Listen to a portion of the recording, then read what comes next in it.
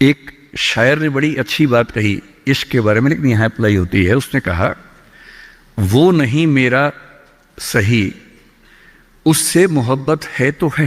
भाई किसी से मोहब्बत है, नहीं हो पाया मेरा, कोई बात नहीं। वो नहीं मेरा मगर उससे मोहब्बत है तो है। अब ये रस्मों और रिवाजों से बगावत है तो है। अगर मैंने एक सही बात कह दी और वो रस्म रिवाज के खिलाफ है तो है, मैं क्यों डरूंगा। जो मुझे ठीक लगा, अपने ईमान के मुताबिक लगा, मैंने कहा तो मैं करूंगा। तो जो बात मुझे अपनी ओर से शुरुआत में कहनी थी, मैंने आपसे, तनाव रहता ही होगा, पढ़ते होंगे, टेंशन होती होगी, कितना पढ़ें, टाइम मैनेजमेंट कैसे करें, ये सवाल भी आपके सामने है। मैं आपसे, देखिए मेरा काम चीज़ों को आसान करना है। मैं दिल्ली में पढ़ाता हूँ आईएएस के बच्चों को, तो मैं उनको भी ये कहता हूँ कि चीज़ें मुश्किल तो कोई भी कर सकता है, चीज़ें आसान करना मुश्किल है, और हमें तो चीज़ें आसान करनी है। इस दुनिया में कोई भी ऐसा एग्जाम नहीं है जिसके लिए आपको 24 घंटे पढ़ने की जरूरत है। अगर आप दिन में 8, 10, एक लेवल के बाद 12 घंटे पढ़ते हैं तो ये बहुत है। इसलिए मैं आपसे कह रहा हूँ, शुरुआत के लिए 8 घंटे की पढ़ाई, 8 घंटे की नींद और 8 घंटे बाकी सब चीज़ें, खेलना कूदना, वो बहुत ज़रूरी है। यहीं से बात आती है मोटिवेशन की। एक ही है कि हमारा मोटिवेशन हमेशा कैसे रहे, और एक ये कि कभी कभी स्ट्रेस ज़्यादा हो जाता है, उस समय हम कैसे मैनेज करें। आपकी उम्र में स्ट्रेस ज़्यादा होने की वजह यह भी है कि आपके हार्मोन्स इस उम्र में ज़्यादा, उनमें वाइब्रेशंस होते हैं, तो मूड स्विंग ज़्यादा होते हैं। जैसे जैसे आप मैच्योर होते जाएंगे उम्र के साथ, आपके मूड स्विंग्स कम हो जाएंगे। जैसे आपके पेरेंट्स हैं, आप देखेंगे, स्पेशली फादर को आप देखेंगे, आपके फादर आमतौर पर इमोशनल बातों से बहुत प्रभावित नहीं होते होंगे। जैसे आप कहेंगे, पापा आज मेरी फ्रेंड ने मुझे छोड़ दिया, पापा कहेंगे कोई बात नहीं। आपके अंदर से आंसू छूट रहे हैं, आपका मन कर रहा है मैं क्या कर लूं, आग लगा दूं, जंगल में जाके क्या कर दूं, इमोशंस ऐसे उछल रहे हैं आपके, पापा क्या बोल रहे हैं, कोई बात नहीं, कोई और मिल जाएगा उससे बेहतर, ठीक है। ऐसा नहीं कि बहुत अभ्यास किया उन्होंने, उम्र बढ़ने के साथ साथ हमारे हार्मोन्स का बैलेंस चेंज होता है और आप बहुत मैच्योर हो जाते हैं। मैच्योर होने का सबसे बेसिक मतलब है कि आप किसी इमोशन में बह नहीं जाते, आप खुद के ऊपर कंट्रोल बेहतर रख पाते हैं, तो उम्र के साथ होगा। लेकिन अभी जैसे डिमोटिवेशन आपको होता होगा, करियर को लेकर सवाल मन में आता होगा कि आईएएस बनूं तो कैसे बनूं, कितना पढ़ूं, कितना ना पढ़ूं, ये सब सवाल आते होंगे। मैं तो आईएएस के लिए पढ़ाता हूं। अगर आप आईएएस की तैयारी करेंगे तो इनडायरेक्टली कहीं ना कहीं मुझे उससे फायदा ही होगा। पर ईमानदारी की बात यह है कि वो अकेला रास्ता नहीं है। एक बात को ठीक से, आईएएस बनने का मजा क्या है कि आपका सोचने का तरीका बहुत साइंटिफिक हो जाता है। आप फैक्ट्स पे बात करते हैं, तथ्यों पे बात करते हैं, आर्गुमेंट से बात करते हैं, इमोशन से बात नहीं करते हैं, समझदारी से बात करते हैं। हमारे देश में जो आबादी है, वो आबादी, अब सेंसस जब भी होगा पता लगेगा, पर हम मान के चलते हैं कि वो आबादी लगभग 145 करोड़ के आसपास इस समय हो चुकी है। पूरे इंडिया की बात अगर हम करें, 145 करोड़ में से अगर मैं कहूं कि जो लोग 21 साल या 18 साल से मान लीजिए 30 की उम्र के बीच में है, इन 12 साल में है, मेरे ख्याल से ये आबादी भी कम से कम 12, 15, 20 करोड़ के आसपास तो होगी ही होगी। अगर ये 20 करोड़ लोग सोचे कि मैं आईएएस बनना है, क्या इनमें आधे भी सोच लें, 10 करोड़ सोच लें, आपको ये समझना है कि आईएएस पूरे भारत में कुल मिला के 6000 होते हैं, जिनमें से भी 5000 लोग हैं। आईपीएस भी इतने ही होते हैं, 5-6 हजार के बीच में होते हैं। अगर 10 करोड़ लोग सपना देखेंगे उन नौकरियों का, अगर मैं सारी सिविल सर्विसेज मिला लूं, सेंटर की, स्टेट की, सब मिला लूं, तो सेंटर स्टेट की, सेंटर की कुल 20 सर्विसेज मान लीजिए, सबका कार्डर अगर हम 5000 भी एवरेज रखें तो 1 लाख लोग होंगे। आपके स्टेट का मान ले, स्टेट में मान लेता हूं कि 2-3 हजार लोग होंगे जो सरकारी नौकरी में ठीक पद पे होंगे, उससे ज्यादा का तो कार्डर नहीं होना चाहिए, क्योंकि स्टेट बहुत छोटा आपका है, आबादी बहुत कम है। तो जो नौकरियां कुल मिला के 10-12 हजार हैं, अगर देश का हर युवा सोचे कि मुझे उसी में आना है, तो इसका मतलब है कि हम एक ऐसे रास्ते पे जा रहे हैं जिसमें डिप्रेशन होने की संभावना बहुत ज़्यादा है, एंग्जाइटी होने की संभावना बहुत ज़्यादा है, बहुत लोगों को हारना भी पड़ेगा, बहुत लोगों को हासिल नहीं हो पाएगा वो सब।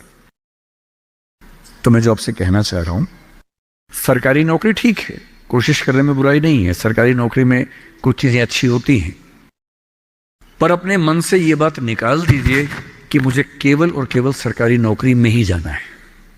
दुनिया में तमाम रास्ते हैं और मैं कुछ रास्ते आपको हिंट करता हूं इस चीज का। जैसे मैं खुद एक एग्जांपल हूं, मैं सरकारी नौकरी में रहा, मैं दिल्ली यूनिवर्सिटी में लेक्चरर था, पहले असिस्टेंट प्रोफेसर था, 2 कॉलेजेस में पढ़ाया मैंने वहां। फिर आईएएस का एग्जाम दिया, सिलेक्ट हो गया उसमें, 6-7 महीने वहां नौकरी की, फिर वो भी छोड़ा। अब मैं अपना काम करता हूं, सेल्फ एम्प्लॉयड हूं। और मैं ईमानदारी से आपसे कह रहा हूं, आप जब भी कोई फैसला करेंगे अपने बारे में, कभी ना कभी आपको फील होगा, बेशक 1 सेकंड के लिए, कि आपने गलत किया।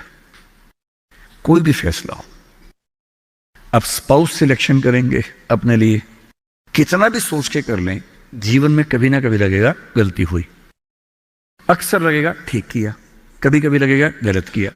और ऐसा नहीं कि आपने एक्स के बदले वाई किया होता तो नहीं लगता, तो भी लगता।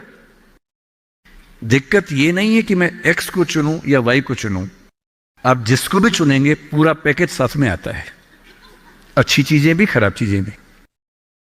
जो अच्छा आएगा उस पर आपका ध्यान नहीं जाएगा क्योंकि वो तो फॉर ग्रांटेड है। जो मिल जाता है वो मिट्टी हो जाता है, कोई वैल्यू नहीं करता उसको। जो मिस हो जाता है वो चुभता है। और जो चीज दूसरे ऑप्शन में अच्छी थी इसमें नहीं, आप बार बार वो देखते, अरे यार वो ठीक था, अरे यार वो ठीक था। जबकि वहां 12 प्रॉब्लम्स थी, यहां 2 प्रॉब्लम है। पर हमारी ह्यूमन कॉन्शियसनेस ऐसी है कि जो छूट गया उस पर नजर ज्यादा जाती है, जो मिल गया मिट्टी हो जाता है। एक बड़ा प्रसिद्ध शेर मैं कई बार कोट करता हूं, मतलब दुनिया जिसे कहते हैं जादू का खिलौना है, मिल गया वो मिट्टी है, नहीं मिला वो सोना है। जो नहीं मिलता है ना वो बड़ा परेशान करता है। ये नौकरी के मामले में भी है। पर मैं ईमानदारी से कह रहा हूं कि मुझे आज तक जिस एक फैसले पर 1 सेकंड के लिए भी नहीं लगा कि मैंने गलत किया, वो नौकरी छोड़ने का फैसला है। मुझे आज तक नहीं लगा कि मैंने गलती की, क्योंकि मुझे लगता है मैंने एकदम ठीक किया। मैंने अपने स्वधर्म, अपने नेचर के अनुसार सही किया। इस बच्चे ने बड़ा खूबसूरत सवाल पूछा कि आप आईएएस एलाइड की नौकरी छोड़ के टीचिंग में क्यों आ गए। मैं इस सवाल में दूसरा सवाल जोड़ देता हूं। हमारे सामने प्रेम सिंह जी बैठे, मुख्यमंत्री जी बैठे, वो टीचिंग की नौकरी छोड़ के पॉलिटिक्स में क्यों आ गए। 2 एग्जाम्पल्स हैं आपके सामने। इन दोनों में एक तारतम्य है, एक रिदम है, एक लय है दोनों में। वो टीचर बने, उनको फील हुआ कि उनका स्वधर्म टीचिंग से ज्यादा कुछ और है। मैं आईएएस एलाइड में आया, मुझे लगा कि मेरा स्वधर्म इससे ज्यादा टीचिंग में है। स्वधर्म क्या होता है? आपने गीता पुस्तक का जिक्र सुना होगा, उसमें श्री कृष्ण ने स्वधर्म का जिक्र किया है। यहां बहुत सारे बच्चे बौद्ध समाज से होंगे, महात्मा बुद्ध ने भी इस बात पर खूब जोर दिया है। सारे धर्मों, सारे दर्शनों का जो सार है वो ये है, हर व्यक्ति हर काम के लिए फिट नहीं होता है। 2 चीजों पे गौर करना है। पहला, मैं क्या अच्छा कर सकता हूं, मैं कैपेबल किस चीज के लिए हूं। दूसरा, मुझे क्या करने में मजा आता है। और जहां इन दोनों का इक्विलिब्रियम हो, जहां ये दोनों बातें मिल जाएं, वो आपका स्वधर्म है। यानी जैसे मैं सिंगर बनना चाहता था, पर मैं इतना गंदा गाता हूं कि मैं जब घर में गाता था मेरे पेरेंट्स बोले तो मैं भारतीय सेना में चले जाना चाहिए, बिना बंदूक के विदेशी की तरह देखिए गा देना, बस वैसे ही मर जाएंगे सारे के सारे। सही बात है भाई, ये भी ठीक बात है। तो मेरा मन था कि मैं सिंगर बनूं, पर गला कौवे जैसा भगवान ने दिया, कोयल जैसा नहीं दिया, तो मैं सिंगर नहीं बनूंगा। मेरे मन से क्या होता है, अच्छा लगने से क्या होता है भाई, सुने भी तो कोई मेरी बात को, मेरे गाने को सुने भी तो सही कोई। तो मेरा मन क्या करता है काफी नहीं है। 2 चीजें हैं, मैं क्या कर सकता हूं। मैं बचपन से स्कूल में डिबेटिंग करता था, मेरे पेरेंट्स ने मुझे बड़ा सपोर्ट किया, और बचपन से ही मेरे पेरेंट्स ने, टीचर्स ने कहा कि तुम कुछ ऐसा करना कि मंच पर रह सको, पॉलिटिक्स में जाओ, एमपी बनो। तब मेरा मन भी पॉलिटिक्स में आने का था, स्कूल लाइफ में बहुत ज्यादा मन था उस समय, बाद में नहीं रहा। तुम पॉलिटिक्स में जाओ, तुम वकील बनो, क्योंकि जब कोर्ट केस लड़ोगे तुम्हें बोलने की ताकत भगवान ने दी है, उसका इस्तेमाल करो। या टीचर बनो। टीचर की छवि हमारे समाज में बहुत अच्छी नहीं होती थी, हालांकि मेरे पेरेंट्स टीचर ही हैं दोनों, पर हमारे समाज में टीचर की छवि होती है। और हमारे देश का दुर्भाग्य है कि जो प्रोफेशन देश को गढ़ता है उसकी छवि बहुत अच्छी नहीं है। टीचर बनना बहुत लोगों का सपना नहीं है, मेरा तो है। और मेरा स्वधर्म, मैंने महसूस कर लिया कि मेरा स्वधर्म टीचिंग है। और स्वधर्म का मतलब वही दो बातें जो मैं कर सकता हूं और जो मैं करना चाहता भी हूं। आपके मुख्यमंत्री जी अच्छे टीचर रहे होंगे, पर उनको बार बार मन में आता होगा कि मैं जनता के बीच जाकर उनके साथ काम करके क्यों ना कुछ ऐसा करूं कि पॉलिसी मेकिंग में आऊं। उनका स्वधर्म उनको वहां खींच के ले गया, तो उन्होंने वो किया। और इस दुनिया में जो भी सफल इंसान आपको देखे, कोई भी सफल व्यक्ति देखे, किसी भी फील्ड का हो, आप हमेशा देखेंगे वो वही व्यक्ति है जो अपने स्वधर्म पे चल रहा है, जिसने वही रास्ता चुना जो उसकी क्षमताओं यानी कि कैपेबिलिटीज और उसके इंटरेस्ट यानी कि उसकी इच्छाओं से मैच करता था। तो आप सबसे मैं कह रहा हूं कि आईएएस या पीसीएस या सरकारी नौकरी की अंधी दौड़ में मत दौड़िए। मैंने बहुत सरकारी नौकरी वालों को देखा है दुखी रहते हुए। सरकारी नौकरी में अच्छा वेतन है तब भी दुखी है, क्योंकि वो नहीं कर पा रहे जो दरअसल करना चाहते थे।